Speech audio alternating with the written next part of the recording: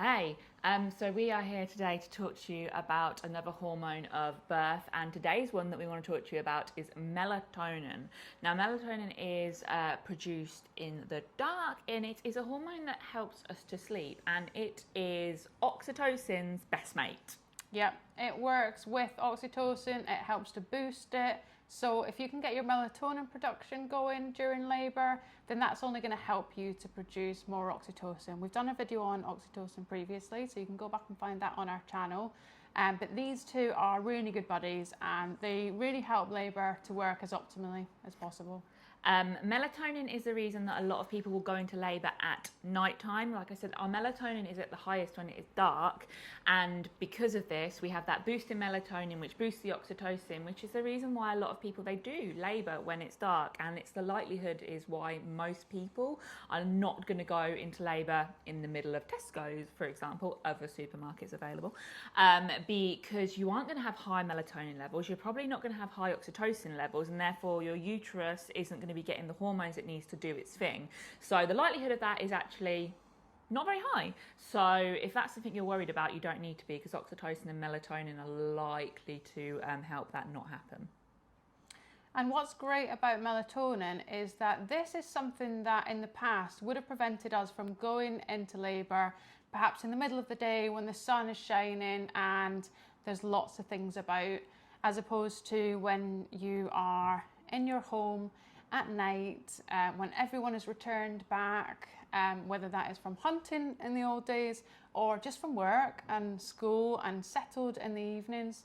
It's just a bit more optimal for your body to be able to have that privacy and that quiet to be able to do a lot of the labour process. Even if baby isn't actually born during the nighttime hours, it's very common for a lot of the labour to happen during those nighttime hours.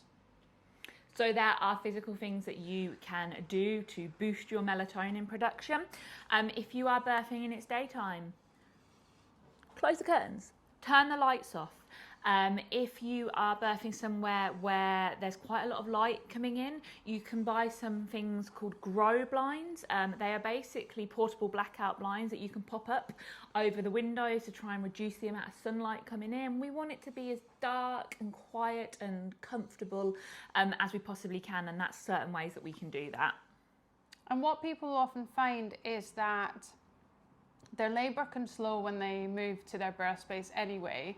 But one of the possible reasons for that can be that you were birthing at home, you were labouring at home, and your house was all dim, you had the lights down low, you maybe had a couple of candles going, and then you got in the car and went to a place where they've got that bright strip lighting in the rooms. So one of the ways that you can combat that is by taking one of the blinds with you, and just by making sure that the lights are switched off in the room, the main lights anyway. You might take some little tea lights or fairy lights and things to still give you some light to kind of see by, but it doesn't need to be that bright overhead lighting that's quite common in hospitals and things. You can also use an eye mask, or there's this really brilliant thing that we have within us. They're called eyelids, and what you could do is close your eyes, because it has the same effect. So we have got this inbuilt ability to stop big lights coming at us when we are labouring.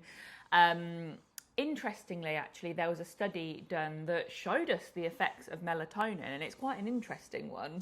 It is, and it looked at the impact on our melatonin of screens and things like that. So the study was basically having two certain groups of people.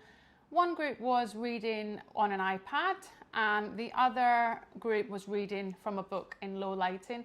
And what was found was that the group that read via the iPad had their melatonin production for the evening delayed significantly. I think it was delayed by about 3 hours. And then when that spike of melatonin did hit, it was only half of what the book readers had had. So things like reading on an iPad, TV. Sending messages on your phone, social media, watching TV, all of that can have an impact on our melatonin.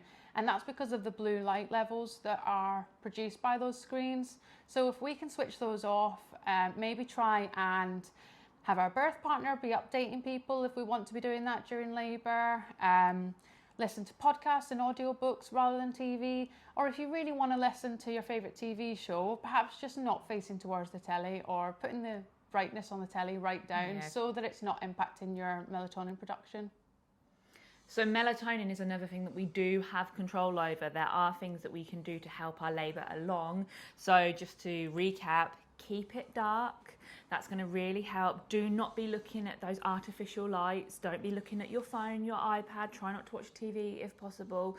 And remember that oxytocin and melatonin, they do work hand in hand. So when we boost them both, we give our uterus even more opportunities to be contracting away and doing what they need to do. Our birth hormones really are incredible, and the more you understand about each one, the more you know what you can put in place to boost it and to help your labour along.